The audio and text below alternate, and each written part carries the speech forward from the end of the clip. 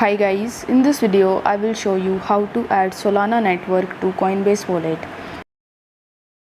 So in order to do this, you first need to launch your Coinbase wallet and then you just have to log in into your account if you haven't already. Now once you've successfully logged in, the interface of your Coinbase wallet application will look something like this. Now over here you need to tap on the receive button in the top and then you will be able to see Solana address over here. So basically, in order to add your Solana address in Coinbase wallet, you don't need to actually do anything as it is already here. So if you want to get your Solana network address, so you just have to tap on the Solana address, and once you tap on it, you will be able to see that copy to clipboard. It simply means that you have successfully copied your deposit address of Solana from Coinbase wallet.